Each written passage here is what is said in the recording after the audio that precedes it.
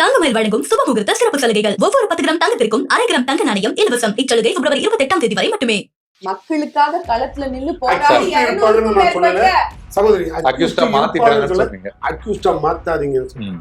மக்களுக்காக களத்துல நின்னு போராடுறது பெருமையா நிக்கிறோம். அது மக்களுக்காக நிக்கிறோம். 200க்கும் மேற்பட்ட வழக்குகள், தேச துரோக வழக்கு, எதுக்காக? எல்லாமே மக்களோட களத்துல நின்னு மக்களுக்காக நின்னு போராடினால. நீங்க சொல்லி கொடுத்த விதம் அது என்னது? போராடு, அடி, அத்துமீறு. அது யாரு? இது எல்லாம்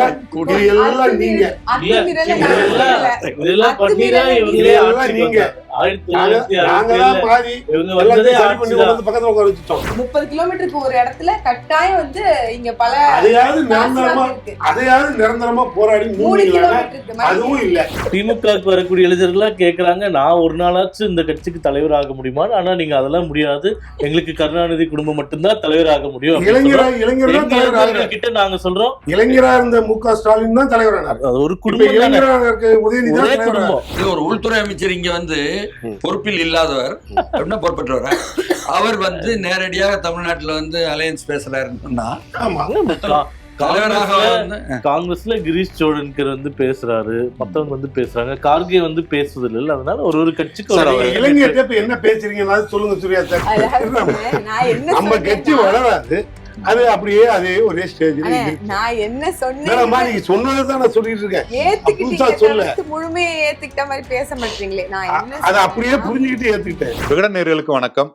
2026 சட்டமன்ற தேர்தல், இளைஞர்கள் வாக்கு யாருக்கு அப்படிங்கிற தலைப்புல தான் நம்ம விவாதிக்க போறோம். நம்முடன் பத்திரிகையாளர் திரு மணி சார் அவர்கள் வந்திருக்காங்க. அதே போல பாஜகவை சேர்ந்த எஸ்.ஜி. சூர்யா அவர்கள், திமுகவை சேர்ந்த சூர்யா வெற்றிகொண்டான் அவர்கள், நாம் தமிழர் கட்சியை சேர்ந்த ஃபாத்திமா ஃபர்கான் அவர்கள் வந்திருக்காங்க. முதல்ல இளைஞர்கள் வாக்கு யாருக்கு அப்படிங்கிறத பத்திரிகையாளர் மணி சார் அவங்க கிட்ட இருந்து கேட்கலாம். சொல்லுங்க சார். இளைஞர்கள் வாக்கு யாருக்குன்னு முதியவர் சொல்லணும் அப்படின்னு நினைக்கிறீங்க? அனுபவம் வாய்ந்தவர் அப்படி இல்லை, நம்ம பார்க்கறத சொல்ல போறோம், கேட்கறத சொல்ல போறோம். நமக்கு தெரியுமா என்ன? அநேகமாக இப்போ வந்து இன்னைக்கு சேலத்துல நடத்திய கூட்டத்தை நடத்தியவர் தமிழக வெற்றி கழகம். அவர் வந்து முழுக்கவே இளைஞர்கள் என்ற ஒரு மூலதனத்தில் தான் தொடங்கியதாகவே தெரியுது. இன்னைக்கும் பேசும்பொழுது ஜென்னிசெட்டுங்கிறார். அதையும் தாண்டி என்ன அளவுக்கு போயிட்டாருன்னு சொன்னா, வீட்டில் உட்காந்துக்கிட்டு டிவி பார்த்துக்கிட்டு இருக்கிற குட்டி நண்பன் நண்பிகளா அப்படின்னு சொல்லிவிட்டு குட்டீஸை பார்த்து அட்ரஸ் பண்றார். அந்த அளவுக்கு வந்து இளைஞர்கள் அதிகமாக வந்து திரண்டு எல்லா பக்கமுமே இன்னைக்கு வந்தவர்களே அப்படித்தான் இருந்தாங்க. அவங்களுடைய முன்னோடிகளை கொண்ட கூட்டம் தான் நடத்தினார். இன்னைக்கு அவர் பெரிய மாஸ் கூட்டம் இல்லை, க்ரௌடு கூட்டம் இல்லை. அப்படி இருந்தும் கூட அதனால அப்படி இருக்கிறாங்க.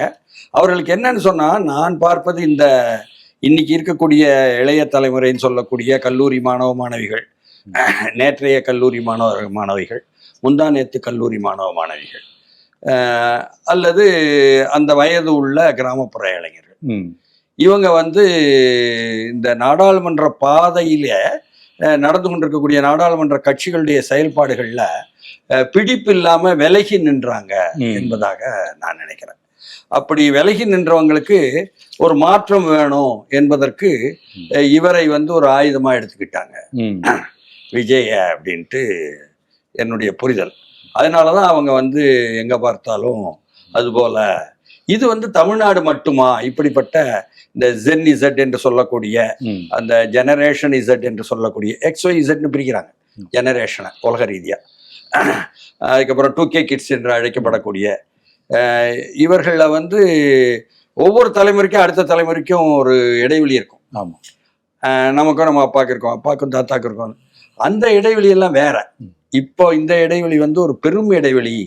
இவங்களை டிஜிட்டல் யூத்னு அழைக்கணும் அப்படின்னு நான் நினைக்கிறேன். ஏன்னா இந்த இணையம் வந்த பிறகு அதை சார்ந்தே, அதாவது வீடுகளுக்குள்ள பெற்றோர் பெரியவர்கள் சொல்வதை அவர்கள் ஏற்கல. மாறா சரி, பெற்றோர் பெரியவர்கள்ல வந்து காலாவதியான சிந்தனைகள் இருக்கும், கருத்துக்கள் இருக்கும், மதிப்பீடுகள் இருக்கும், அது ஏற்கலை என்பதை கூட சரின்னு ஏத்துக்கலாம். மாறா இவங்க எதை சார்ந்து இருக்காங்கன்னு வரும்பொழுது கூகுள் ஆண்டவரை சார்ந்திருக்காங்க. அதுதான் பிரச்சனையே. இன்னும் சொல்ல போனா அதற்கு முன்னால், சற்று முன்னால் விஜய் வருவதற்கு முன்னால் இளைஞர்கள் அதிகமாக திரண்டது எங்க, அல்லது இன்னமும் அடுத்து அப்படின்னு பார்த்தா இதே போல வந்து மிகச்சிறப்பா இளைஞர்களை பார்த்து ஆழமான விஷயங்களை அட்ரஸ் பண்ணியது என்று சொன்னால் சீமான். அப்போ நாம் தமிழர்லையும் அதே மாதிரி இளைஞர்களுடைய ஒரு கூட்டம் வரிசையாக வந்தது, இன்னமும் கூட உண்டு என்பதாக. விஜயோட வருகை வந்து சீமானுக்கான அந்த இளைஞர்கள் போற வாக்குகள் போற இளைஞர்கள் அது ஏதாவது பாதிப்பை ஏற்படுத்துமா? அது நம்ம ரிசல்ட் வந்த அப்புறம் தானே சொல்ல முடியும். இப்போ வந்து யூகம் தானே பண்ண முடியும். யூகம் மட்டுமே தீர்வா என்பது எனக்கு தெரியல. ஈர்க்கப்படுவாங்க, ஈர்க்கப்படுவதற்குள்ள வாய்ப்புகள் அதிக, பிரபலத்துக்கு அதிக ஈர்க்க. ஏன்னா கமலஹாசன் வரும்பொழுதும் இதே போல வீடுகளில் உள்ள இளைஞர்கள், இளம் பெண்கள் என்பது ஈர்க்கப்பட்டாங்க. வேண்டிய அளவு குறைவா இருக்கும், அளவு ஒரு அளவா இருக்கும், அவ்வளவுதான். அதுபோல வந்து செலிபிரிட்டி மேல ஈர்க்கப்படுவது என்பது 1967 வந்து திரைத்துறை மூலமாக அறிமுகமான திராவிட முன்னேற்ற கழகம், அதன் மூலமாக அது எம்ஜிஆர் மட்டுமல்ல, அண்ணாவினுடைய எழுத்துக்களும் சரி, கலைஞருடைய எழுத்துக்களும் சரி, நாங்கள்லாம் அப்ப இளைஞர்களையும் ஈர்க்கப்பட்டோமே. இதுதான் உண்மை. இது வந்து வரலாற்றில் ஒவ்வொரு படியும் வந்திருக்கக்கூடியது. தொடர்ந்து நிற்பார்களா, நிற்க வேண்டிய அது அடுத்த விஷயம். அது வந்து ஒருத்தருடைய செயல்பாடு சம்பந்தப்பட்டது. இன்னைக்கு அப்படித்தான் எனக்கு பார்க்க முடியுது. ஃபாத்திமா சார் வந்து முதன்மையா வந்து விஜய் தான் இருக்காரு இளைஞர்களை ஈர்க்கக்கூடியவரா அப்படின்னு சொல்றாங்க. நீங்க எப்படி பாக்குறீங்க? எல்லாருமே அவங்க கட்சிக்காக தான் பேசுவாங்க. ஆனா இங்க பிராக்டிக்கலா இங்க ஒரு விஷயத்த பார்க்கணும். யூத் பாப்புலேஷன் வந்து 2011 சென்சஸ்க்கு பிறகு பார்த்தோம் அப்படின்னா கட்டாயம் இன்க்ரீஸ் ஆயிருக்கும். அண்ட் ஒரு ஆவரேஜ், நாட்டினுடைய ஆவரேஜ்லையும் சரி, இந்த மாநிலத்தினுடைய ஆவரேஜ்லையும் சரி, இளைஞர்களோட பங்களிப்பு தான் அதிகமா இருக்க போகுது அப்படிங்கறத நம்மளால பார்க்க முடியுது. நாம் தமிழர் கட்சி தொடக்கத்திலேருந்தே சரி இன்னைக்கு வரைக்கும் எங்களுடைய டார்கெட் ஆடியன்ஸ் இளைஞர்கள் தான் இருந்திருக்காங்க. அவங்களுக்கு கன்வின்ஸ் பண்றது ரொம்ப ஈஸியா இருந்திருக்கு. அதே மாதிரி அவங்களுக்கு கொண்டு போய் சேர்க்கிறது ரொம்ப எளிமையா இருந்திருக்கு. ஏன்னா இன்னைக்கு ஏதோ ஒரு கிராமத்துல ரெட்டையில உதயசூரியனுக்குன்னு சின்னத்தை பார்த்து வாக்கு செலுத்துறவங்க மத்தியில நீ போய் அவங்க என்னெல்லாம் பண்ணிருக்காங்க அப்படின்னு சொல்லி அவங்க கிட்ட புரிய வைக்கிறது ரொம்ப கஷ்டம். அவங்களுடைய ஊழல் வரலாறுகளாக இருக்கட்டும், இல்ல அவங்களுடைய குறைகள் எல்லாத்தையும் எடுத்து சொல்றது, நான் வந்து எனக்கு வந்து எம்ஜிஆருக்கு நான் போடணும் அவ்வளவுதான் அப்படிங்கிற அந்த மனநிலை இருக்கணும். எம்ஜிஆர் செத்து போய் ரொம்ப நாள் ஆச்சுமானா இல்ல அவர் வருவாரு, இப்ப வந்துகிட்டு இருக்காருன்னு சொன்னாங்கன்னு சொல்லக்கூடிய நிலைமை கூட இன்னைக்கு வரைக்கும் இந்த காலகட்டம். அப்படிதான் ரெண்டு பெரிய திராவிடர்களுடைய வயது மூப்புல இருக்கவங்களுடைய புரிதல் அப்படின்றத நம்மளால பார்க்க முடியுது. வெரஸ் இளைஞர்களுடைய கான்ட்ரிபியூஷன், இல்ல இளைஞர்களுடைய பங்களிப்பு, இளைஞர்களுடைய பார்வை அப்படிங்கிறது இங்க கூர்த்திட்ட வேண்டிய ஒரு வேலையா இருக்கு, தேவையா இருக்கு.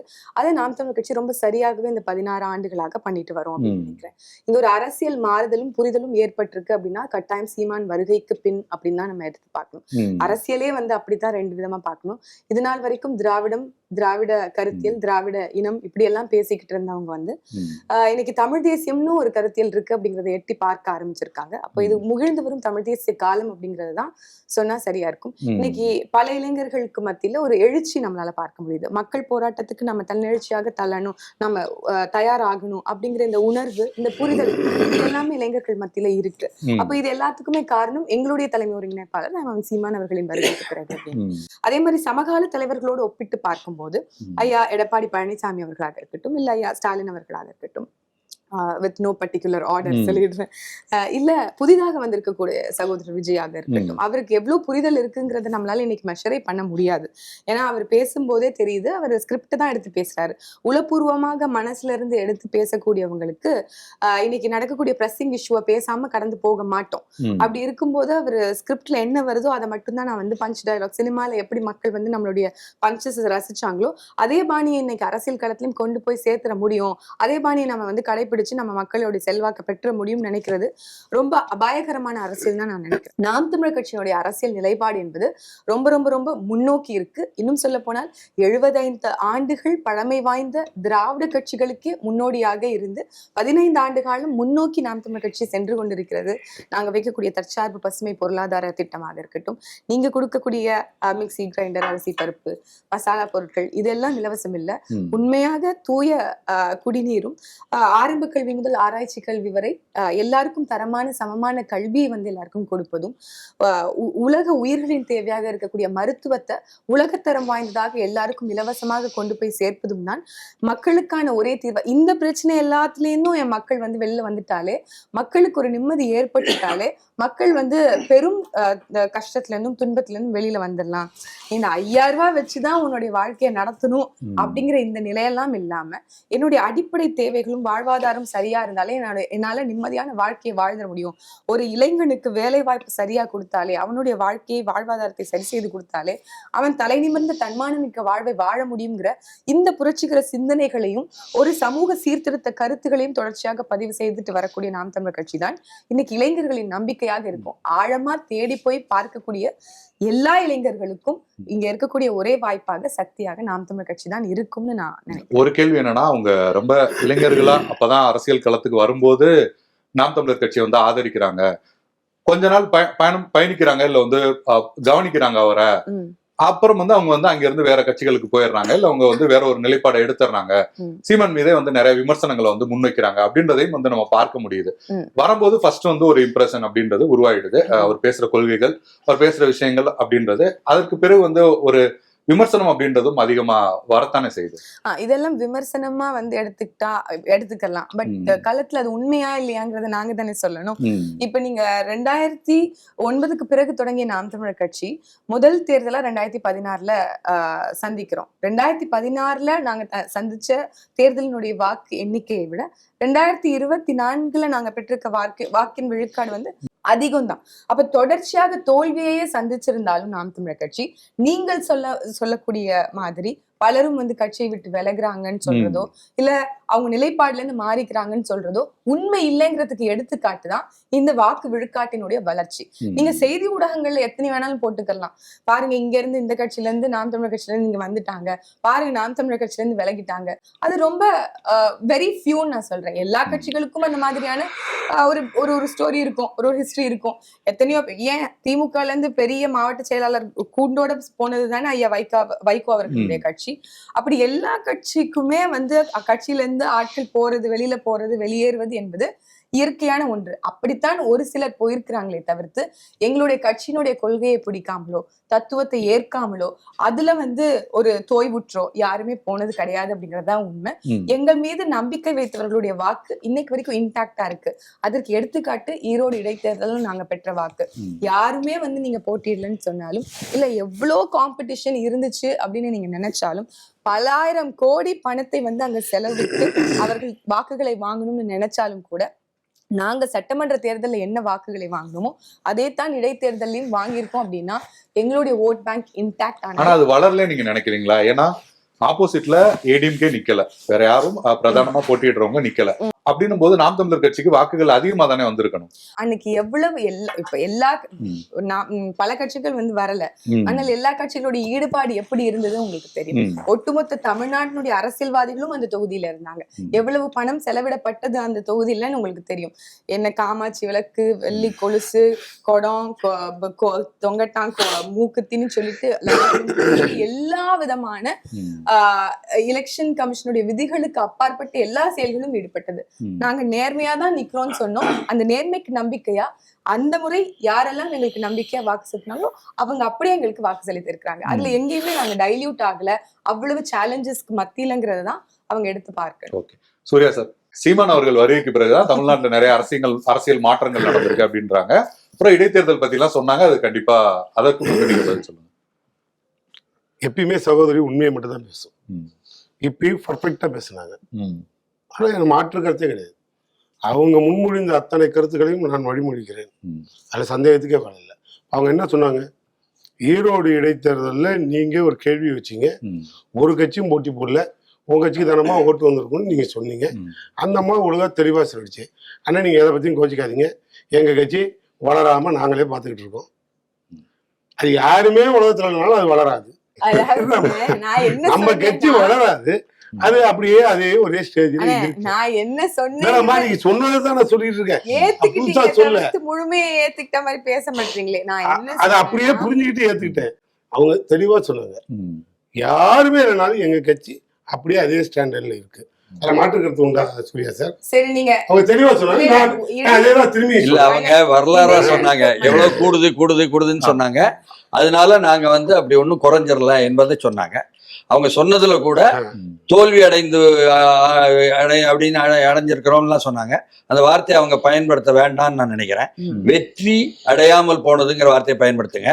ஏன்னா தமிழ்நாட்டுல திராவிட கட்சிகள் நமக்கு சொல்லி கொடுத்துருக்காங்க இந்த மாதிரி சொல்லாடலாம், புரியுதுங்களா? அப்படி சொல்லாடல் பின்னால் ஒளிஞ்சுகள்லாம் சொல்லி கொடுத்துருக்காங்க. எங்க அண்ணன் மூத்த பத்திரிகையாளர் அழகா சொல்லி கொடுப்பாரு. அவர்கிட்ட பயிற்சி எடுத்தாலும் நானும் ஒருத்தன். எனக்கு கருத்து வேறுபாடு. நான் என்ன சொல்றேன், சகோதரி சொந்தம் மாற்று கருத்தே இல்லை. ஒவ்வொரு இளைஞர்களும் எதுக்காக நீங்க அரசியலுக்கு குடிச்சிட்டு வரீங்க, அதுக்கு விளக்கம் கொடுப்போம். நீங்க சொன்னீங்க ஏங்க ஒவ்வொரு கட்சியில இருந்து போறது சகஜம். ஒரு மாவட்ட செயலாளரே போயிட்டாரு, வைகோ கூண்டோட போயிட்டாரு, மாற்றம் இல்லைங்க. அவர் கட்சியை என்னதுன்னு சொல்லிட்டு போயிட்டாரு. இவங்க அப்படி இல்லை, இப்படி கூப்பிட்டு வர வேண்டியது, எல்லாத்தையும் இவரே பேச வேண்டியது. அவன் பேச்சு தாங்காம ஆளுக்கு ஒரு கட்சி போய் இப்ப எல்லா கட்சியிலையும் சகோதரம் தான் இருக்காங்க. ஒன்றும் பிரச்சனை இல்லை. அது எங்களுக்கு அதனால கருத்து வேறுபாடு இல்லை. அவங்க எவ்வளவு பேர் வேணாலும் வரட்டும். அவர் உற்பத்தி பண்ணி எங்கிட்ட டெலிவரி பண்ணுவாரு. நாங்க அதை ஷிஃப்ட் டியூட்டி போட்டு வச்சிருப்போம். இது எல்லா கட்சியிலையும் போறதுதான். நாங்க அது கூடயும் போல. நான் ஜென்ரலா எதுக்காக இந்த இளைஞர்கள் அதிகமா ஈர்க்கணும். இப்ப விஜய் கட்சியை பத்தி அண்ணன் கேட்டீங்க. அவர் அண்ணன் மூத்த பத்திரிகையாளர் ஆரம்பமே அழகா சொன்னார். இன்னைக்கு கூட விஜய் ஆரம்பிச்சாருங்க, அவ்வளவு பேர் வந்தாங்க பார்த்தேன். இன்னைக்கு அதுதான் ரொம்ப பரவசமா தெரியுது. நான் பரவாயில்ல, ரொம்ப சந்தோஷம். ஆனா அண்ணன் தெளிவா பேசும்போது உண்மையை சொன்னாரு. ஆனா அதுல அவர் பேசும்போது கூட சொன்னாரு, என் நெஞ்சில் குடியிருக்கும் இளைஞர்களே என்னாரு, நட்பு நண்பா நட்பியும்பாரு. இதெல்லாம் ஒரு பாணி. நான் என்ன எனக்கு ஒரு சந்தேகம்னா, ஓட்டு உரிமை உள்ளவர்களும் ஒரு டீம் இருக்கு, ஓட்டே போடாதவங்களும் ஒரு டீம் இருக்கு இளைஞர்கள்ல. அந்த கட்சியில விசில் சின்னத்தை கையில கொடுத்து வீட்டுக்கு கூட விசில் ஆடுறான்னு உட்கார வச்சிருக்கானுவான். நஞ்சா குஞ்சா எல்லாம் ஆளுக்கு ஒரு விசில் கையில தூக்கிட்டு போயிட்டு இருக்கு. நல்லா பேசி இருந்தாரு நாஞ்சில் சம்பத்து. அந்த ஆளை குடிச்சிட்டு போய் பிடி மாஸ்டர் ஆகிட்டாங்க. அந்த ஆளு விசில் மைக்க மாட்டிக்கிட்டு மைக்க விட்டாரு, விசில கையில பிடிச்சி ஊதிட்டு நிற்கிறாரு. இதெல்லாம் ஒவ்வொரு கட்சியோட வரலாறு.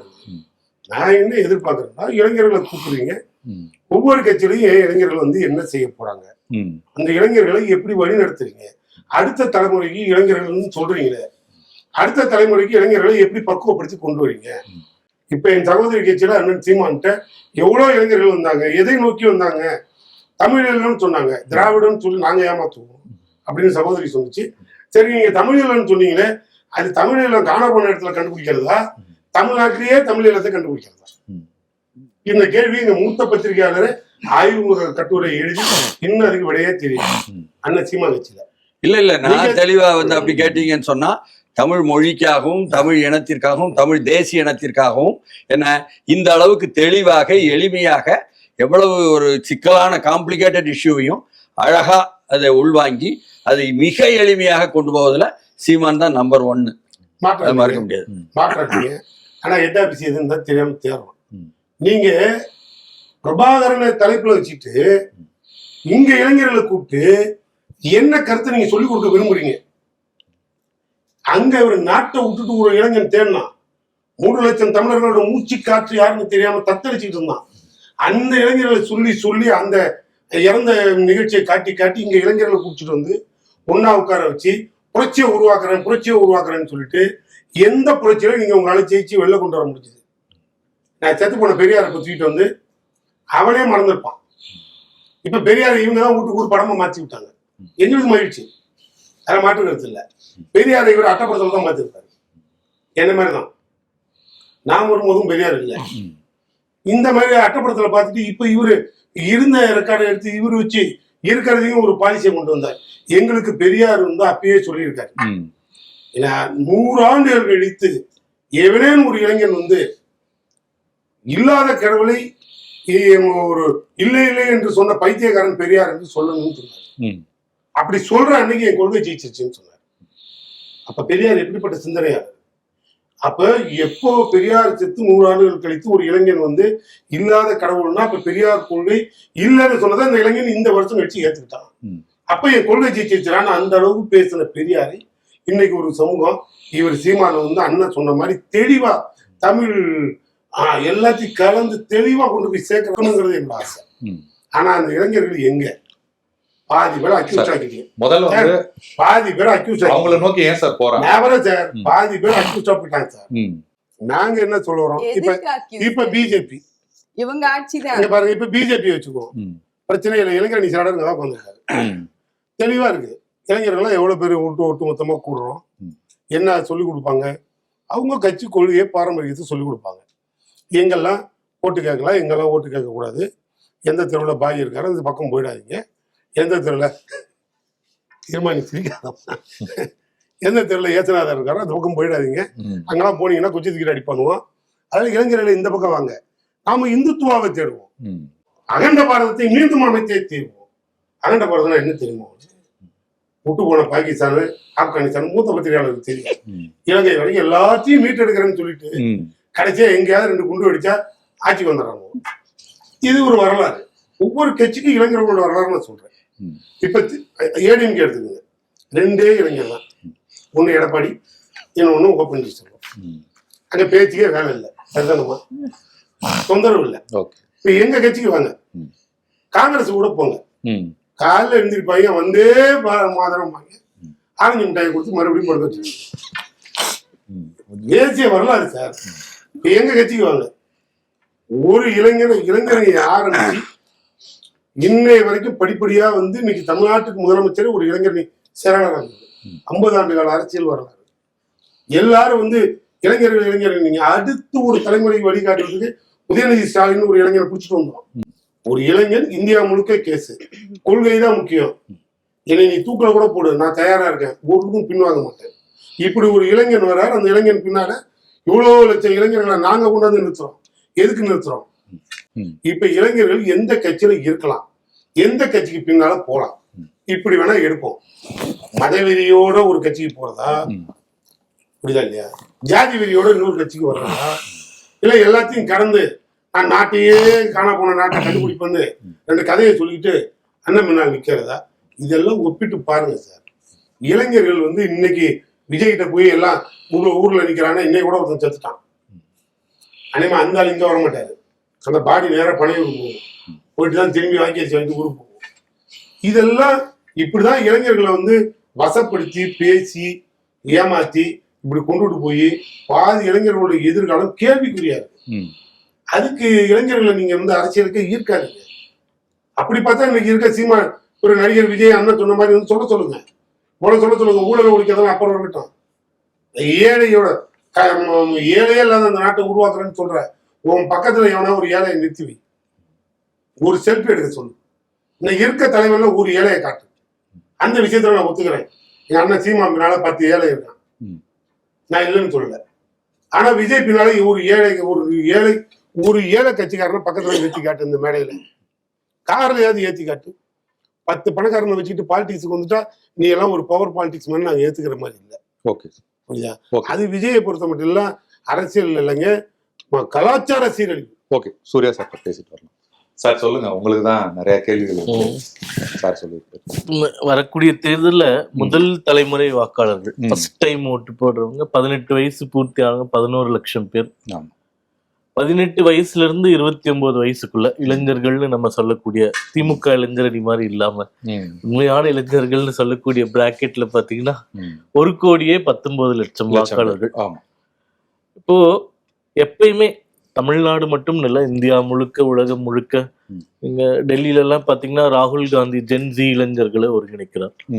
எப்பயுமே இளைஞர்களுடைய மைண்ட் செட் வந்து ஆன்டி எஸ்டாப்ளிஷ்மெண்ட். எந்த அரசாங்கம் இருக்கோ அதற்கு எதிர்ப்பான ஒரு மனநிலை எப்பயுமே இருக்கும். அது இயல்பான ஒரு விஷயம்தான். அது எந்த வீரியத்துல இருக்கு அப்படின்றத பொறுத்து அவர்களுடைய வாக்குகள் மாறும். இப்ப தமிழ்நாடு பொறுத்தீங்கன்னா உண்மையிலே சீமான் போன்ற தலைவர்கள், விஜய் போன்ற தலைவர்களுக்கு அதிகபட்சமான இளைஞர்கள் ஈர்ப்பு இருக்கிறது அப்படின்றது உண்மை, நம்ம ஒத்துக்கிட்டு தான் ஆகணும். அதுல எந்த மாற்று கருத்தும் இல்லை. அதற்கான காரணம் என்னன்னு பாத்தீங்கன்னா மீண்டும் அதே தான். இப்போ சீமான் அவர்களோ விஜய் அவர்களோ இன்னைக்கு இங்க இருக்கக்கூடிய அரசாங்கத்தை எதிர்த்து பேசுவதனால் அந்த ஈர்ப்பு அதிகமா வரும்.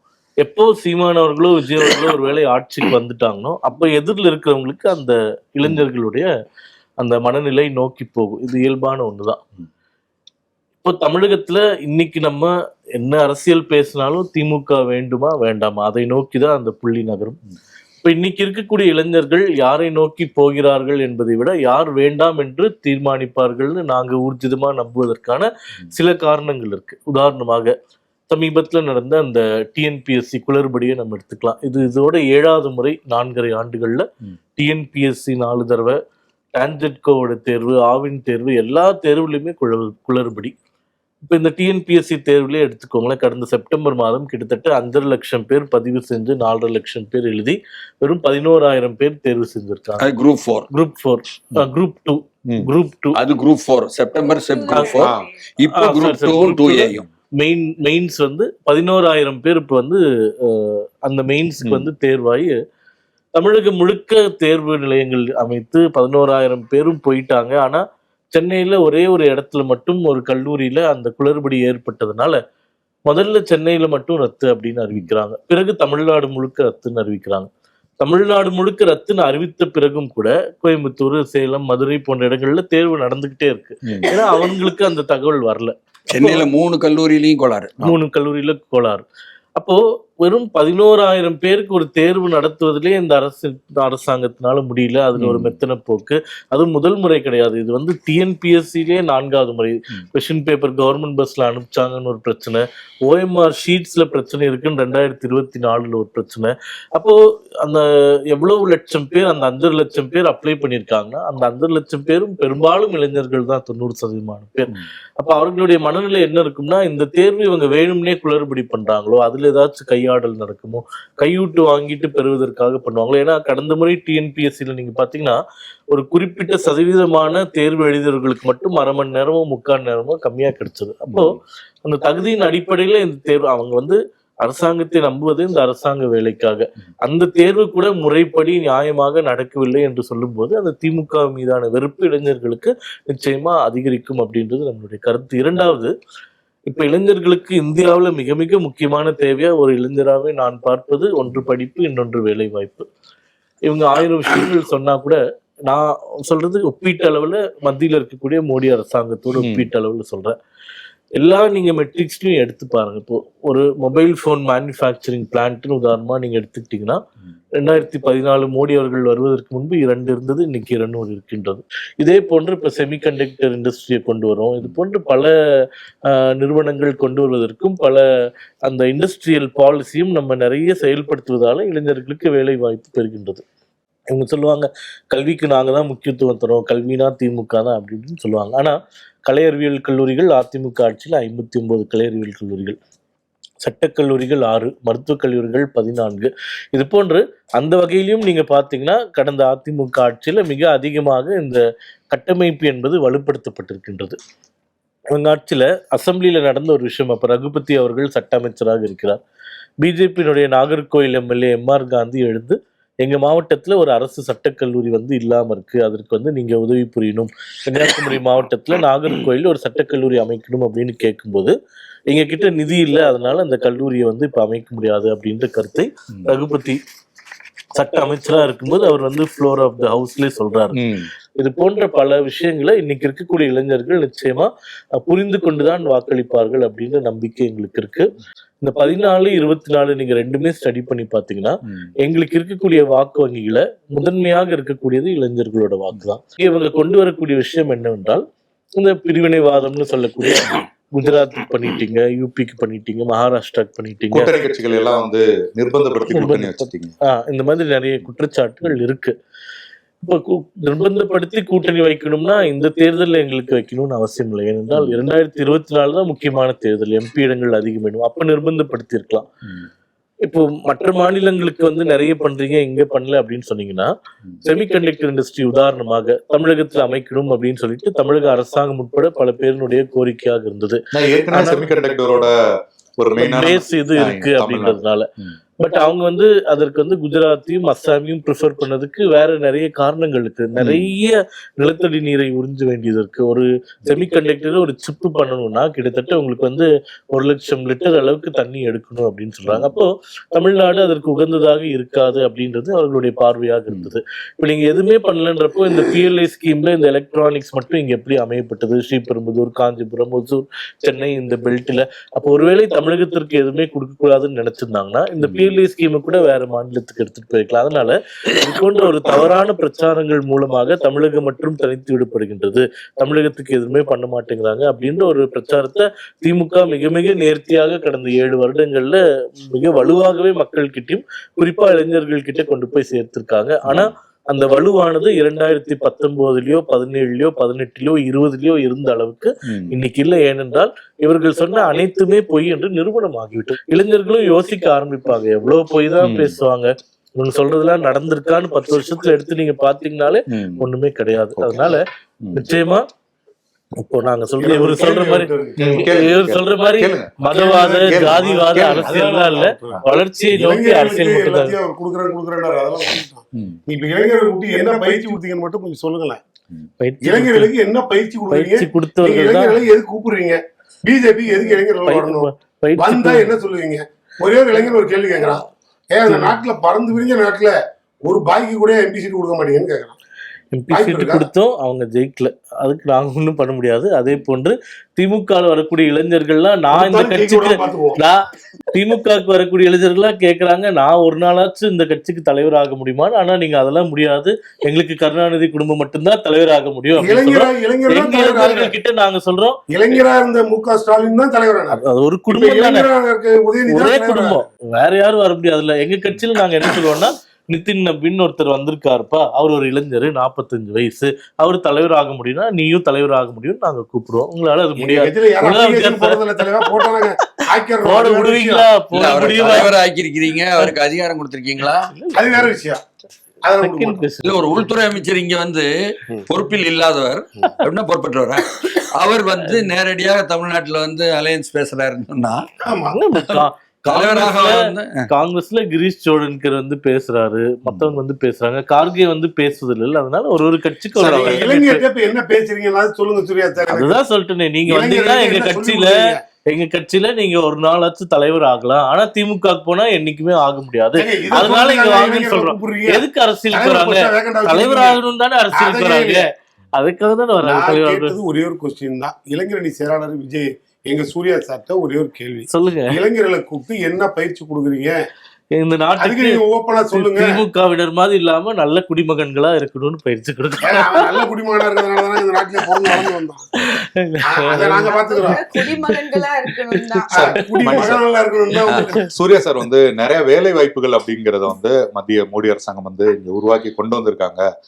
இளைஞர்களோட வாக்கு எங்களுக்கு தமிழ்நாட்டுல எங்களோட வாக்கு சதவீதம் அதிகரிச்சிருக்கு, அதுல இளைஞர்களோட வாக்கு தான் அதிகமா இருக்கு அப்படின்றதையும் சொல்றாரு. நீங்க எப்படி பார்க்க? இல்ல, அதாவது ஒவ்வொரு கட்சியும் வந்து தாங்கள் செய்த சாதனைகள் என்று சொல்வதற்காக நீங்க தலைப்பு கொடுக்கல. நீங்க வந்து இளைஞர்களே அதிகமான வாக்குகள் எங்க போகும் அப்படிங்கிறத நீங்க தலைவர் வாக்கு யாருக்கு? ஆமா, அது தங்களுக்கு வரும்னு சொல்லல பாஜக சார்பாக. அது ஒரு நல்ல நேர்மையான ஒரு அணுகுமுறை.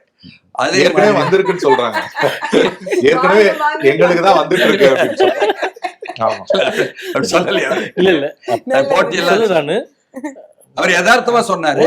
வழக்கமா இளைஞர்கள் வந்து எஸ்டாபிஷ்மெண்ட் எதிர்த்து வருவாங்க, அதனால விஜய் கட்சியிலயோ சீமான் கட்சியிலயோ வருவது என்பது வந்து யதார்த்தமா அவங்க 2 பேரும் இங்க உள்ள ஆளுங்கட்சி எதிர்த்து இது பண்ணும்பொழுது பண்றாங்க. நாங்க பண்ணல, ரகசியமா தொடர்ந்து வச்சிருக்கிறோம். நாங்க ரகசியமா என்ன மேல ஒன்றிய அரசுல இருந்தாலும் இங்க மாநில அரசுல ஒன்று இருந்தாலும் எங்களுக்குள்ள தொடர்பு இருக்குன்னு சொல்றாரா, அது நமக்கு தெரியாது. பிரச்சனையே வந்து ஒரே விஷயம் தெளிவு பண்ணிடுறேன், அந்த ஆன்டி எஸ்டாபிளிஷ்மெண்ட் சொல்ற இடத்துல விஜய் அவர்கள் சீமான் அவர்கள் எங்க கூட்டணியுமே இருக்கு, ஏனென்றால் எதிர்முகாம்ல இருக்கும். அதுதான் நான் சொன்னேன். தமிழ்நாட்டை பொறுத்த வரைக்கும், இந்தியா பொறுத்த வரைக்கும் அப்படி நிலைமையில. ஆனா இங்க உள்ள இளைஞர்களை நான் வந்து எப்படி பார்க்கணும்னா, முதல்ல இளைஞர்கள் என்பது படிப்பை ஒட்டி வேலை என்ற விஷயத்தில் இருந்துதான் அவர்களுடைய வேலை திட்டத்தை சொல்லணும். அப்படி சொல்லும் பொழுது அவர் சுட்டி காட்டினாரு. ஆனாலும் அது என்னன்னு குறிப்பா பார்த்தீங்கன்னா, சென்ற ஆண்டு செப்டம்பர் மாதம் குரூப் 4 என்ற நுழைவுத் தேர்வு நடத்தும் பொழுது 12 லட்சம் இளைஞர்கள் பாதிக்கப்பட்டிருக்கிறார்கள். படித்த இளைஞர்கள், என்ன பெண்களும், இப்ப இளம் பெண்களும் இளைஞர்களும். அவங்கள இன்னைக்கு திமுக கூட்டணியில் இருக்கக்கூடிய ஒரு கட்சி அவங்களுடைய இளைஞர் மாலிவர் சங்கம் மூலமாக போராட்டம்னு நடத்துறேன்னு சொல்லிட்டு நடத்தல. இதனால கடும் கோபத்துல இருக்காங்க. அந்த இளைஞர்கள் எங்க போவாங்க என்பது ஒண்ணு. அடுத்து பார்த்தீங்கன்னு சொன்னா, அதே போல அங்கங்க அவர் சுட்டி காட்டினாரே நுழைவுத் தேர்வுகள். 50 லட்சம் இளைஞர்கள் பல்வேறு நுழைவுத் தேர்வுகளில் தமிழ்நாட்டில் பாதிக்கப்பட்டிருக்காங்க. அவர்களும் அதே கோபத்துல இருக்காங்க. முதல்ல நம்ம கிரவுண்ட் ரியாலிட்டி கொஞ்சம் போய் பார்க்க வேண்டியிருக்கு. அதே இதையே செய்த ஒரு ஆட்சியாளர்கள் மறுபடியும் வந்ததுதான் இந்த குரூப் 2ம் குரூப் 2A-யும் மீண்டும் அதுல சென்னையில உள்ள 3 இடத்துல 3 கல்லூரிகள்லையும் நுழைவுத் தேர்வுல உங்களுக்கு இருக்கு பாசு, ஆனா நீங்க வந்து அங்க வந்து இடம் இல்லை அப்படின்னு சொல்லும் பொழுது அவன் அரும்பாக்கத்துல ரோட்ல வந்து நிற்க போராடுறான்.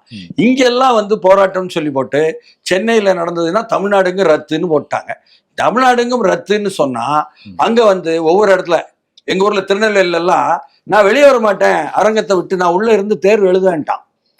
இல்லையா ரத்து பண்ணியாச்சு வெளியில நாங்க ஒட்டிட்டோம்னு சொன்னா நான் பயிற்சி மாதிரி எடுத்துக்கிறேங்கிறேன். திருநெல்வேலிக்கான கலகத்தனமா எப்பவும் செய்வாங்க, அதே மாதிரி இதுலேயும் கலகம் பண்ணாங்க. இந்த அளவுக்கு இளைஞர்கள் மீண்டும் மீண்டும் நீங்கள் படிக்க வர்றீங்க, நீங்க படிச்சுட்டு அரசு படிக்க வர்றீங்க, இந்தா வாங்கிக்கிடுங்க என்று சொல்ற மாதிரி அவங்க மேல ஒரு போர் நடத்துவது போல இங்கு வந்து ஆட்சியாளர்களுக்கு எதிரான மனோபாவம் அவர்களிடம் அப்படியே பீறிட்டு வர்ற மாதிரி ஒரு சூழல் வந்திருக்கிறது. கொண்டு வர்ற இண்டஸ்ட்ரீஸும் ஹசார்டஸ் இண்டஸ்ட்ரீஸ்.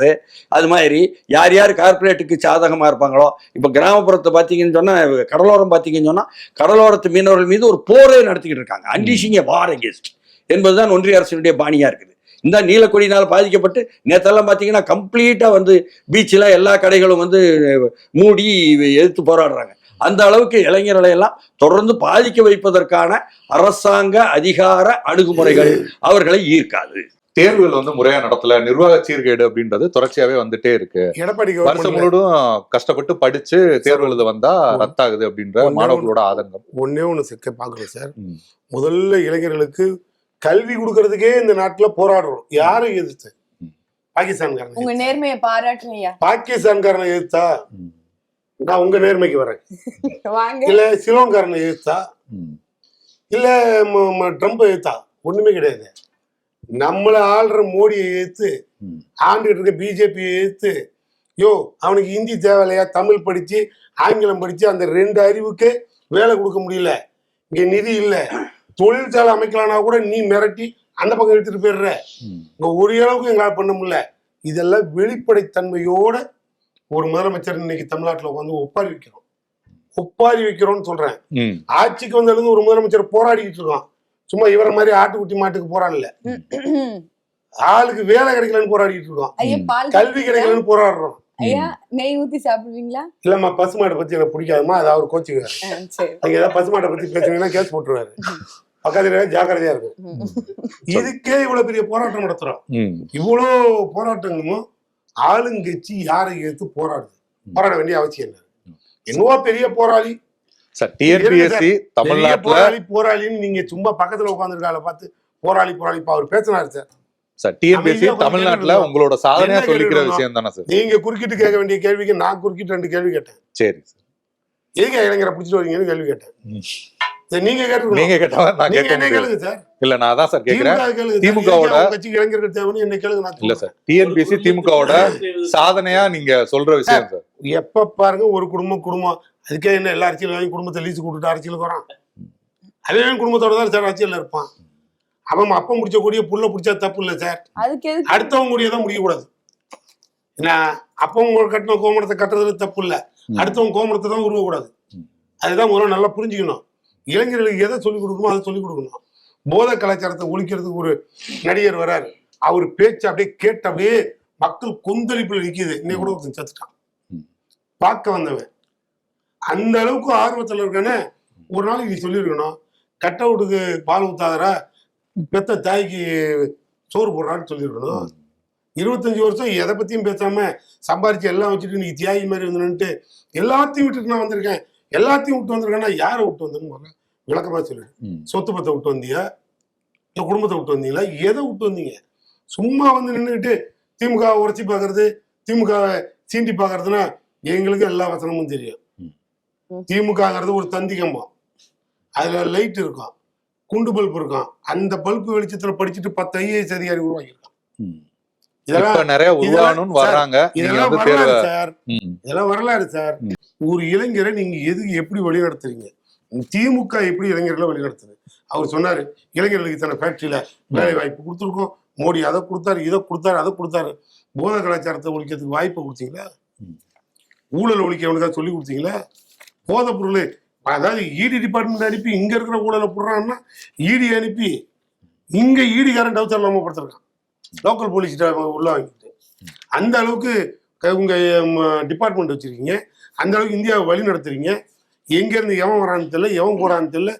இதெல்லாம் முதல்ல வரிசைப்படுத்துங்க சார். ஒரு இளைஞர்கள் அரசியலுக்கு வந்தா என்ன கொடுக்கலாம், எப்படி ஆளாக்கலாம், என்ன கொண்டுட்டு போகலாம். ஒரு ஆட்சியை போட சொல்லி கொடுத்தீங்கன்னு சொல்லுங்க சார், ஒரு அரசியல்வாதியை கூப்பிட்டு.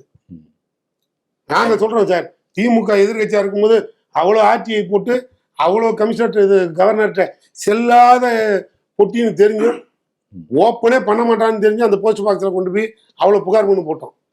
ஆனால் வேலைக்கு ஆகலை. ஆனால் இன்னைக்கு எடப்பாடி கவர்மெண்ட்ல வந்து எடப்பாடி 4 வருஷம் கழிச்சு போய் கவர்னர்கிட்ட மனு கொடுக்குறாரு.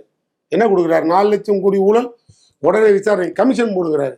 எப்படி கமிஷன் கேட்குறியோ? ஒரு ஆட்சியை ரிப்போர்ட் போட்டியா? நான் திரும்பி கேட்குறேன், எந்த கட்சியில இருந்து எந்த ஒரு இளைஞரை எப்படி நீங்க வழி நடத்துவீங்க? எடப்பாடி பழனிசாமி இப்போ போய் கமிஷன் கேட்கிறாரா இல்ல கமிஷன் கேட்கிறாரா? எவ்வளவு பிரச்சனை இருக்கு. எப்படி இளைஞர்களை நீங்க கொண்டுட்டு போவீங்க, பக்குவப்படுத்துவீங்க? எதுக்கு இளைஞர்களை அரசியல் கூப்பிடுவீங்க?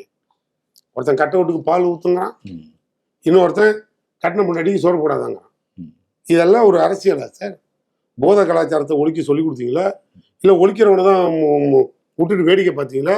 எந்த அரசியல்வாதியாவது வந்து இங்கங்க இது நடக்குன்னு சொல்ற துணிச்சலை உனக்காக வச்சு கொண்டு வந்தீங்களா? என்ன செஞ்சீங்க? நாங்க கல்வியை அவனுக்கு கொடுக்கறதுக்கு போராடுறோம்னா வெக்கத்தை விட்டு சொன்னோம். இந்த 2 மொழி போறோம், 3 மொழி வேண்டாங்கிறோம். பணமே கொடுக்க மாட்டாங்க, உன் பிள்ளைய படிக்க வைக்காதான்னு சொல்றீங்க. அதை அவர்கிட்ட கேட்க மாட்டேன்றீங்க. கேட்போம் சார். கேட்கல. இல்ல, நுழைவுத் தேர்வு பத்தி ஒரு பதிலுமே வரல.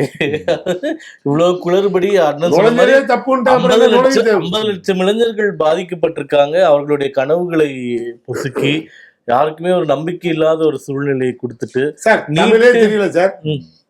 இந்திக்காரன் இங்க வந்து தமிழ்ல எக்ஸாம் எழுதி பாஸ் பண்ணிட்டான் சார். எப்ப? எடப்பாடி கவர்மெண்ட். எவ்வளவு பேர் பாஸ் பண்ணாங்கன்னு சொன்னீங்கன்னா, எடப்பாடி கவர்மெண்ட் கண்டுபிடிச்சு கேஸ் போட்டு பிரச்சனையை இன்னும் ரன்னிங்ல இருக்கு. வேணா இல்லைன்னு யாரையாவது ஒருத்தர் ப்ரூவ் பண்ணுங்க. இல்லைங்க, லல்லு ரயில்வே மினிஸ்டரா இருக்கும் பொழுதும் நிதிஷ் ரயில்வே மினிஸ்டரா இருக்கும் பொழுதும் பீகார்ல இருந்து இலவசமாக ட்ரெயின்ல இங்க வந்து எழுதி அதன் சதன் ரயில்வேக்குள்ள போய் பாருங்க, அத்தனை பேரும் வந்து பீகார்காரங்க தான் உட்கார்ந்துருக்காங்க. தமிழருக்கு இடம் கிடையாது, தமிழருக்கு ரயில்வேல இடமே கிடையாது. தொடர்ந்து போராட்டம் நடந்துகிட்டு இருக்கு. உங்க ஆட்சியில நடந்தது, உங்க ஆட்சியில தான் லல்லு. யார் இருந்தாலும் ஒன்றிய அரசில் யார் இருந்தாலும் அப்படித்தான் கலைஞர் சொல்லுவாரு. யார் டிபார்ட்மெண்ட் இலாக்கா யார்கிட்ட இருக்கு? நாங்க தான் எங்க வாக்குரிமைக்கே போராடுறோமே. அந்த அம்மா பேசுது, என் சகோதரி வேட்பாளர் நாகப்பட்டினத்துல நிக்குது. ஆனா எலெக்ஷன் வரைக்கும் எனக்கு படப்படப்பா இருக்கு.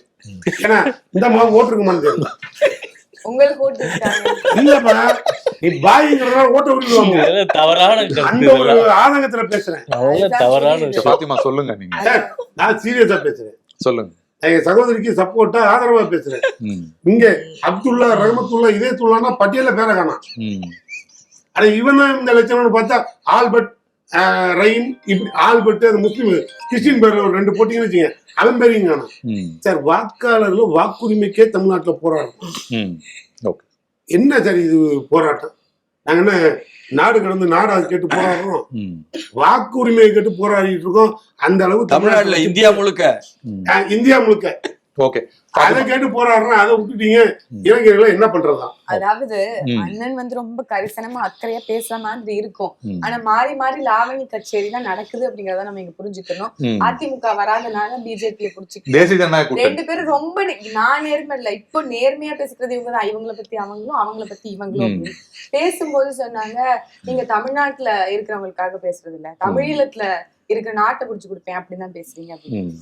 தமிழர்களின் மரபு வழி தாயகமாக இருக்கக்கூடியது 2ங்கய்யா. 1 ஈழம், மற்றொன்று தமிழ்நாடு. ஈழம் நம்ம கிட்ட இல்லாதனால எஞ்சி இருக்கக்கூடிய தமிழ்நாட்டையாவது காக்கணும்ன்றதுக்காகத்தான் நாங்க இங்க போராடிக்கிட்டு இருக்கோம். அதுதான் இங்கேயே இருக்கக்கூடிய எல்லா உரிமையும் கடமையும் எல்லாமே வந்து பறிபோய்கிட்டு இருக்கே, இருக்கிற சொச்ச மிச்சத்தையாவது பாதுகாக்கணுமே அப்படிங்கிறதுக்காக வேண்டிதான் தொடர்ச்சியாக குரல் கொடுக்குறோம். நீங்க வந்து சொன்னது போல மொழிவாரியாக மாநிலங்கள் பிரிக்கப்பட்டு 1956க்கு பிறகு மொழிக்காகவே போராடி தியாகம் செய்த பர்களால் தொடங்கப்பட்டதுதான் திமுக. உண்மைதான். ஆனா அந்த மொழி உணர்வு இன்னைக்கு எங்க இருக்கு? நாக்குல கூட வாழாத தமிழ் இந்த நாட்டுல எப்படி வாழும்னு கேக்குறோம். எங்கேயுமே தமிழ் இல்ல, எங்கும் தமிழ் எதிலும் தமிழ் ஒட்டி வச்சிருக்கீங்க. ஏட்டளவுல இருக்கு, செயல்பாட்டுல இருக்கா? நம்ம Ramnad, welcome to Ramnad, welcome to Nagai, எல்லாம் ஆங்கிலத்துல. இங்க தமிழை வளர்த்ததை விட ஆங்கிலத்தை வளர்த்ததுதான் அதிகம் அப்படிங்கறத குற்றம் சாட்டுறோம். இது உண்மையா பொய்யா? உங்க ஆமா. மனசாட்சிக்கு உலகம் உள்ள தமிழன் போகணுமா வேணாமா? உள்ளூர்லதான் குப்பை ஓட்டிட்டு சொல்லு. கிடக்கு. ஐயா இருமா வரேன். ஐயா ஐயா இருமா தமிழ்நாடு பார்டரை தாண்டி போக முடியல. சொந்த மாநிலத்துல உங்களை யார் தமிழ் யாருமா ஒரு தலைவர் யாரு தமிழ இல்லைன்னு சொல்லுங்க. படிக்க தெரியாம எழுத தெரியாம உருவாக்கிருச்சியா? அதுக்கு யார் காரணம்? அது சீமானுக்கு தமிழ் மொழி நீங்க தமிழ் மொழி புரியல. சீமானுக்கு தமிழ் தெரியல, நான் என்ன பண்றது? சீமானுக்கு தமிழ் தெரியலவா? என்ன சொல்றாரு? இப்ப நீதானமா சொன்னீங்க இங்க தமிழனுக்கு தமிழ் தெரியல ஒரு தலைமுறைக்கு எழுத படிக்க தெரியல. காரணம் யாரு? மொழி செத்துருச்சு. மொழியால உருவாக்கப்பட்டதுதான் தமிழ்நாடு. ஆனா மொழி ஆண்டுகிட்டு இருக்கான். ஒரு புரிஞ்சுங்க, இந்தியால ஆடுறதுக்கு வரான். அவளை ஏத்து சீமா போராடுறது இல்ல. அவளை ஏத்து சீமா போராடுறது இல்ல. இங்க தமிழ் ஆடக்கூடாது. இங்க பாருங்க ஐயா, இருங்க நான் சொல்றேன். இங்க 2 கோடி வட இந்தியர்கள் இங்க வராங்க. இங்க வந்து ஒரு இன்னலைன் பெர்மிட்ங்கிற ஒரு விஷயத்த முன்வைக்கிறோம். இதெல்லாம் மாற்று சிந்தனையா வைக்கிறது நாம் தமிழர் கட்சி தானே. இவங்களுக்கு அந்த சிந்தனை எல்லாம் கிடையாது. பின்னாடி வரக்கூடிய நாம் தமிழர் கட்சி சொல்லுங்க பாஜக எதிர்த்து போராட மாட்டீங்கன்னு கேக்குறாங்க சார். நீங்க பாஜக எதிர்த்து நாங்க போராடலன்னு சொல்லுங்க. நான் சொல்றேன். சொல்லுங்க, ஏதாவது ஒண்ணு சொல்லுங்க. ஒரே ஒரு வார்த்தை சொல்றேன். நான் சொல்றேன் ஒரே ஒரு வார்த்தை. அமித்ஷா இத்தனை முறை வந்துட்டு போறாரு. சரி, இதே அமித்ஷா அங்க ஒடிசாவில தேர்தல் பிரச்சாரத்தின் போது ஒரு IAS பாண்டியன் பிறந்த பிள்ளைய கோடிட்டு காட்டுறாரு. ஒரு தமிழன் பின்னால ஒடிசா மக்கள் போலாமா, சூடு சொரண வெக்கமான ரோசம் இல்லையா அப்படின்னு சொல்லுங்க. இத என்னைக்காவது சீமா கண்டிச்சு இங்க போராட்டம் நடத்திருக்காருன்னு சொல்லுங்க சார். அவர் சொன்ன எல்லா விஷயத்துக்காக இங்கே பேசி அதற்கு எதிர்வினை ஆற்றுறது எங்க தலைமைதான்.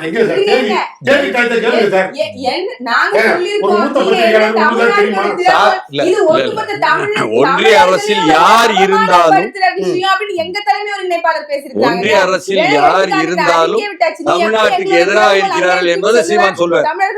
கலைஞரும் சொல்லுவார். அமித்ஷா இங்க வரும்போது எத்தனை உங்க நாம் தமிழர்கள் மறியல் பண்ணிருக்கீங்க, கருப்பு கொடி காட்டிருக்கீங்க, நின்றுருக்கீங்க, அதுக்கு விளக்கம் சொல்லுங்க. நீங்க முதல்ல வந்து கருப்பு பலூன் தான் காட்டினீங்க, அதுக்கப்புறம் வெள்ளை கொடி பிடிக்கல.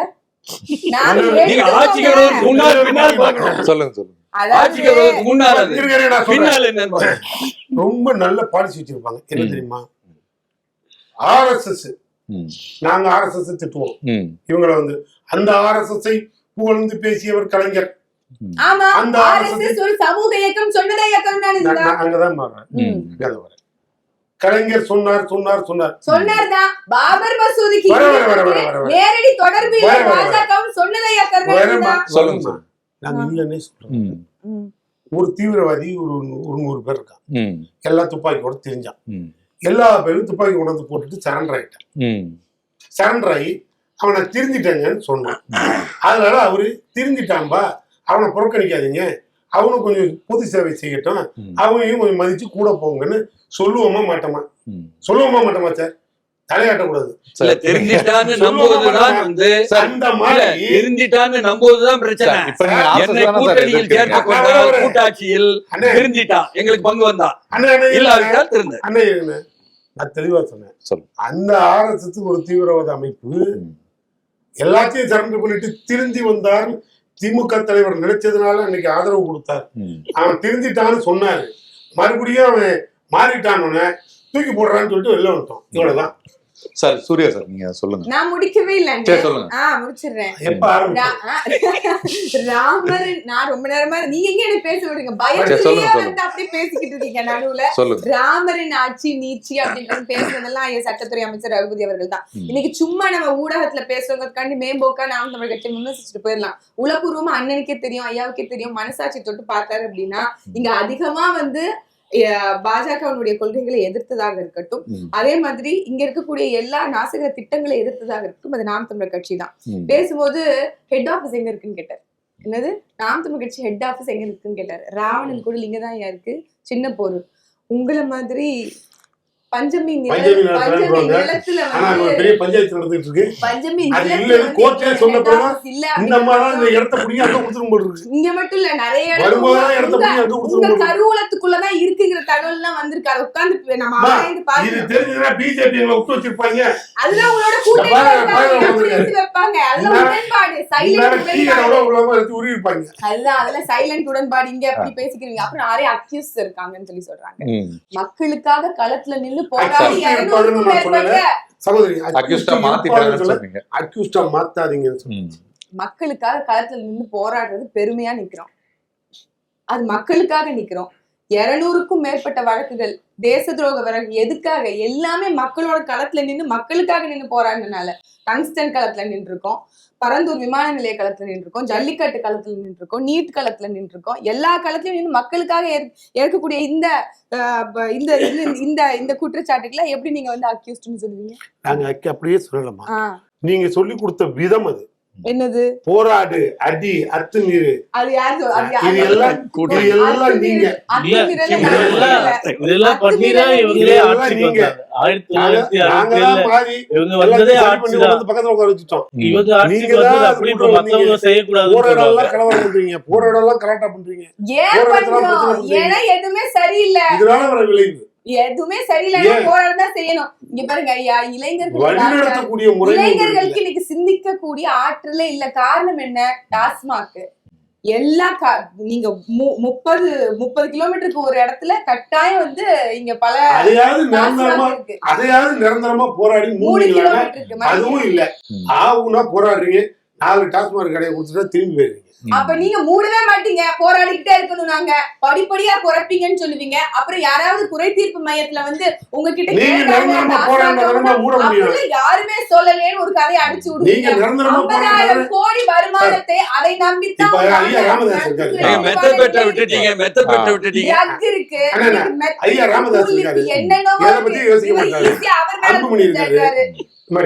அன்புமணி இருக்காரு, நல்ல கொள்கைவாதி. நேரா வருவாரு, தொடர்ந்து 10 நாள் போராட்டம் அறிவிப்பாரு. 10 பார் லைசன்ஸ் கொடுத்தாலும் ஓகே. அவங்க சைடுல யாரும் இல்ல அதெல்லாம் பேசுறது. அந்த மாதிரி ஒரு பொசிஷனுக்கு நீங்க மாறிடாதீங்க. எந்த போராட்டத்துக்கு முற்றுப்புள்ளி வச்சீங்க? போராடுறதுக்கு ஏன் எங்களை தள்ளுறீங்க? அப்படிப்பட்ட ஏன் அரசு நிர்வாகம் இருக்கு? நாங்க போராடுறது கட்சிகளுக்குள்ளேன்னு போகுது. நீங்க வந்து இளைஞர்களை பற்றி கேட்டீங்க. இது எல்லாமே இளைஞர்களை பாதிக்கக்கூடிய அது நல்ல வாதம். ஆனால் தமிழ்நாட்டு இளைஞர்கள் ஒன்றை நிரூபித்துக் கொண்டிருக்கிறார்கள். 2017 மெரினாவில் ஜனவரி மாதம் நடந்த ஜல்லிக்கட்டு போராட்டத்தின் மூலம் லட்சக்கணக்கான பேரை திரட்டுவதற்கு தலைமை தாங்களுக்கு எங்களுக்கு தகுதி உண்டு என்பதை அதை நான் வந்து வழக்கமா எப்படி கூட்படுவதுன்னா, நான் பார்ட்டி பாலிடிக்ஸ், கட்சி சார்பற்ற அரசியல். அந்த கட்சி சார்பற்ற அரசியலை கையில் எடுத்துக்கொண்டதனால் தான் கட்சி சார்பற்ற எழுச்சியை அவர்கள் வந்து மெரினாவையும் காட்டினாங்க.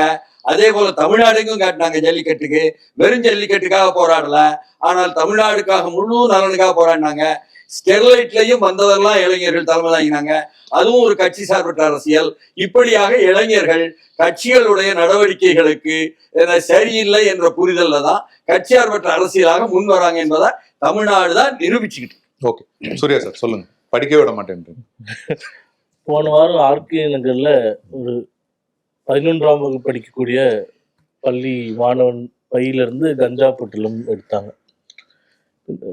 தமிழ்நாட்டில் எப்போதும் கண்டிராத அளவு கஞ்சா புழக்கம் அதிகமாக இருக்கின்றதுன்னா அதற்கு திமுக அரசாங்கமும் அவர்கள் நடவடிக்கை எடுக்காதும் அவர்கள் ஆளும் கட்சியினர் அதில் வந்து துணை போகும் தான் காரணம் அப்படின்றது நான் சொல்லி தெரிய வேண்டியதில்லை, எல்லாருக்கும் தெரிஞ்சதுதான். அதே போன்று டாஸ்மாக் பற்றி பேசும்போது கடையை குறைச்சோன்றாங்க. ஆனா கடந்த 2 ஆண்டுகள்ல 1000 மணமகள் மன்றங்கள்னு திறந்து, அதுவும் குறிப்பா எங்க போய் திறக்கிறாங்கன்னா பள்ளிக்கூடங்கள் கல்லூரிகள் அதிகமாக இருக்கக்கூடிய பகுதிகளா பார்த்து பெரியவர்களை குடிகாரர்களாக மாற்றியது மட்டும் இல்லாம இன்னைக்கு பசங்களையும் குடிகாரர்களா மாற்றி அதன் மூலம் டாஸ்மாக் வருமானத்தை பெருக்க வேண்டும் என்பதுதான் திமுக அரசினுடைய நோக்கமாக இருக்கின்றது.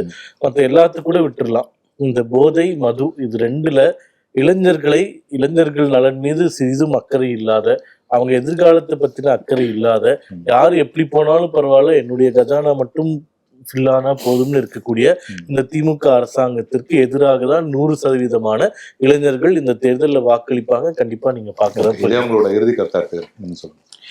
அதுதான் இளைஞர்களை பொறுத்தவரை அவர்கள் மாற்றி தேடுகிறார்கள். என்ன இருப்பதை மாற்ற வேண்டும் என்று நினைக்கிறார்கள்.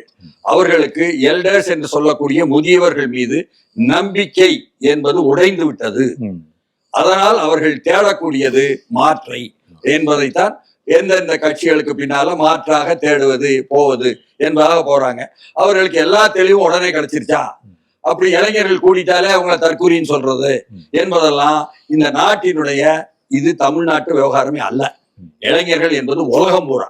இந்த ஜெனரேஷன் இசட் என்று சொல்லக்கூடியவர்கள் தமிழ்நாட்டில் மட்டுமல்ல, அவர்கள்தான் சிங்கள இளைஞர்கள் ராஜபக்சே வீட்டுல புகுந்தது. அவங்கதான் நேபாளத்துல கம்யூனிஸ்ட் கட்சி பேர்ல ஊழல் நடந்தாலும் அதை எதிர்த்து போராடினது. அவங்கதான் மெக்சிகோலையும் எதிர்த்து அங்க உள்ள ஆட்சிக்கு எதிராக போராடியது. அவங்கதான் ஈழத்திற்காக என தமிழீழத்தை நேரில் பார்க்காதவர்களாக இருந்தாலும் லட்சக்கணக்கான பேரு பிரிட்டிஷ் பாராளுமன்றத்தை 2009 சுற்றி வளைத்தது. அதே மாதிரி சென்னையில் கூடிய அந்த ஜல்லிக்கட்டு எதிர்ப்பும் ஜல்லிக்கட்டை பார்க்காதவங்க தான். ஆனால் அவர்கள் பேசியது பூரா என்னன்னா, முல்லை பெரியார பேசினாங்க, காவேரியை பேசினாங்க, பாலாருக்கு தடுப்பணை பேசினாங்க, முழு தமிழ்நாட்டின் நலன்களை பேசுறாங்க. அதனால் கட்சிகள் நிரப்பாத அந்த தமிழ்நாட்டினுடைய நலனை இளைஞர்கள் தன் கையில் எடுத்துக்கொண்டு முன்னேறுவதற்கு தயார் என்பதை நிரூபித்துக் கொண்டிருப்பதுதான் இந்த காலகட்டம். ஓகே சார், உங்களோட இறுதி கருத்து. மதசார்பற்ற நாட்டை தேடுறாங்க சார். மதவெறி பிடிச்ச கும்பலை அவங்க நினைக்காத சார் மாற்ற முடியும். அதுக்கு ஒரு புரட்சி வரணும்.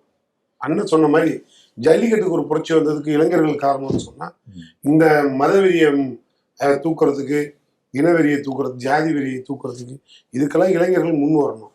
எல்லா கலாச்சார சீரழிவுல இருந்தும் நாட்டை மீட்டுட்டு மீண்டும் நாட்டோட வளர்ச்சிக்கு யாரா முன் வரணும்னா இளைஞர்கள் வரணும். அப்படி பார்த்தா கொள்கைன்னு ஒண்ணு இருக்கணும். அந்த கொள்கைக்கு உயிர் இருந்தா மட்டும்தான், அந்த கொள்கையை நம்பிதான் இளைஞர்கள் வரணுமே ஒழிய கோச்சம் வரணும் நம்பி வரக்கூடாது. கொள்கை இருக்கணும். இந்த கொள்கை என்னன்னு பார்க்கணும். என் தலைமை இளைஞர்கிட்ட ஒரு கொள்கை இருக்குன்னு சொன்னா அவரு சமூக நீதியை பாதுகாக்கிறேன்றாரு, ஜாதி இல்லைங்கிறாரு, மதம் இல்லைங்கிறாரு, மதசார்பற்ற நாடு வேணும்ன்றாரு, மொழியை பாதுகாக்கிறேங்கிறாரு. இது அத்தனைக்கு நான் முன்னாடி போராடுறேன், நீ பின்னால வாழ்றாரு. இந்த உணர்வு அது கொள்கையா நாங்க வச்சிருக்கோம். அந்த கொள்கையை நாங்க விரும்புறோம். காதலை ஒழிக்க என்னடா வழின்னு ஒரு இளைஞனை கேட்டீங்கன்னா இப்ப இருக்கிறவன் திட்டுவான், பெத்த அப்பனை திட்டுவான், பெத்த தாயை திட்டுவான், யார வேணாலும் திட்டுவான். ஆனா எதை பத்தியும் கவலைப்படாத. சுருக்கமா சொன்னார், கலப்பு திருமணத்துக்கு ஊக்கத்தொகை கொடுத்த ஒரு கட்சியே திமுக சார். அப்படி பார்த்தா எல்லளவு முறையில கூட திமுக கொள்கையில இருந்து பின்வாங்காத ஒரு கட்சி. அப்ப இளைஞர்கள் முழுக்க முழுக்க திமுக உணரணும். அடுத்து இடத்துக்கு போறோம்னு சொன்னா எதுல ஆபத்து இல்லாம எங்க பயணம் இருக்குன்னு பாக்கணும். நான் கல்யாணம் பண்ணி அதுக்கப்புறம் 2 புள்ள பெற்று அது பாதுகாப்பா இருக்கா இல்ல அது வீட்டை விட்டு ஓடுதான்னு பாக்கணும். பாதுகாக்கக்கூடிய கட்சி திமுக வரட்டும். இருக்கிறதெல்லாம் உள்ள புந்து தூக்கிட்டு போறதுக்கு 2-3 கட்சி வேணும், ஒரு கூட்டம் வேணும்னு சொன்னா தறிகட்டு திரிறான்னு அர்த்தம். அது இளைஞர்கள் நல்ல முடிவெடுக்கும். ஓகே ஃபாத்திமா, உங்களோட இறுதி கருத்து. இங்க மதத்தை வைத்து அரசியல் செய்பவர்களும் சாதியை வைத்து அரசியல் செய்பவர்களும் தான் இருக்காங்க. இனத்தால் மட்டும்தான் மக்களை ஒன்று திரட்ட முடியும். அந்த புரிதல் இருந்தால்தான் ஒரு குடையின் கீழ் தமிழக மக்கள் மகிழ்ச்சியாக மனநிறைவாக வாழ முடியும் அப்படிங்கிறது அசைக்க முடியாத நம்பிக்கை. மொழிவாரியாக மாநிலங்கள் பிரிந்த பிறகு அந்தந்த மாநிலத்தினுடைய மக்கள் ரொம்ப சுதந்திரமா அவங்கவுங்களுடைய ஆட்சிக்கு உட்பட்டு சுயநிர்ணய ஆட்சி அவர்களால செய்ய முடியுது. ஆனா தமிழ்நாட்டில் அப்படி இல்லை. இன்னைக்கு வேற யாரும் டாமினேட் பண்ணி இங்க வேற யாரும் தாழ்த்தப்படுத்தப்படுறாங்க இல்ல ஒடுக்கப்படுறாங்க அப்படிங்கிறது நிதர்சனமான உண்மையா இருக்கு. வெளிப்படையா நம்ம பார்க்கக்கூடியதா இருக்கு. சொல்ல அளவுல எல்லாருக்கும் எல்லாம், சமூக நீதி, சமத்துவம், பெண்ணியம், இது எல்லாமே பேரளவுல இருக்கு. ஆனால் எந்த இடத்துலயும் நம்ம இதை சாதிக்கல, சமமா ஆகல அப்படிங்கிறது தான் உண்மை. அப்படி எல்லாருக்கும் எல்லாம் அப்படின்னா ஒரே குடும்பத்தை சார்ந்தவர்கள் தொடர்ச்சி ஆண்டுகிட்டே இருக்க மாட்டாங்க. அப்படி சமூக நீதி அப்படின்னா புல்லட் ஓட்டுறவனோட கை வெட்டப்படாது. அதே மாதிரி இங்க கோவில்கள்ல தேவையில்லாத பிரச்சனைகள் ஏற்படாது. பெண்ணியம் அப்படின்னு சொல்லும் போது இங்க எல்லாருக்கும் சமமான வாய்ப்புகள் பெண்களுக்கும் ஆண்களுக்கும் பாலின வேறுபாடு இல்லாமல் கிடைக்காமல் இருக்காது. அதையெல்லாம் உடைத்து ஒரு மாற்று அரசியல் பிறக்கப்படணும் அப்படின்னா கட்டாயம் நாம் தமிழர் கட்சி முன்வைக்கக்கூடிய இந்த மாற்று தத்துவங்கள், கொள்கைகள் தான் இளைஞர்கள் மத்தியில ஈடுபடும். இன்னைக்கு கல்வி நாங்க தான் எல்லாருக்கும் தருமே, நீங்க என்ன புதுசா இலவசமா தரீங்கன்னு சொல்றது அப்படின்னு கேட்டா அவங்களுக்கு நினைவூட்ட நாங்கள் கடமைப்பட்டிருக்கோம். இன்னைக்கு கடந்த 5 ஆண்டுகள்ல இல்ல கடந்த 1 ஆண்டுல கல்வி கடன் பெற்று மாணவர்கள் வந்து கிட்டத்தட்ட 17,193 கோடி வந்து கல்வி கடன் வாங்கி வச்சிருக்காங்க.